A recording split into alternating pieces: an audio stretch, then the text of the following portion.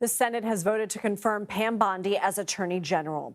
Bondi was confirmed 54-46, mostly along party lines. Senator John Fetterman of Pennsylvania was the only Democrat to support her.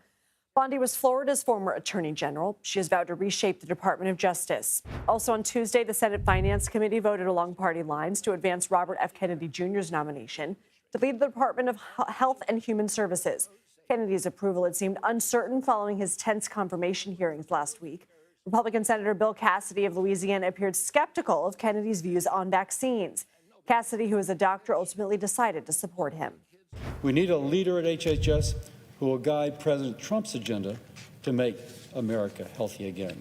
Based on Mr. Kennedy's assurances on vaccines and his platform to positively influence Americans' health, it is my consideration that he will get this done.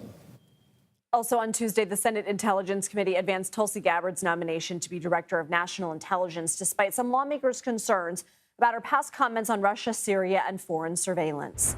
Doug Collins has been confirmed as Secretary of Veterans Affairs. The Iraq War veteran and former Georgia congressman was confirmed on a 77-23 vote.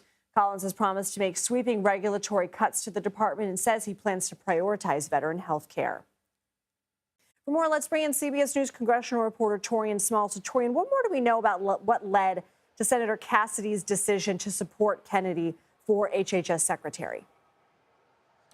So, Lindsay, coming out of the Senate confirmation hearing for Robert F. Kennedy Jr. last week, Collins said he had quite a few reservations that gave him pause about the future of his confirmation. We know coming out of this weekend, he picked up quite a few assurances, not just from Kennedy himself, but from the Trump administration and others in Trump world. He faced quite a bit of a pressure campaign from Trump supporters, many of them telling him 2026 isn't too far away. He's up for re-election then, and he's in a vulnerable seat. This is a state that voted by 20-plus points for Donald Trump in 2024. So he's facing the threat of being primaried if he did not follow the president's will. We asked him about whether or not that played a factor in his decision-making.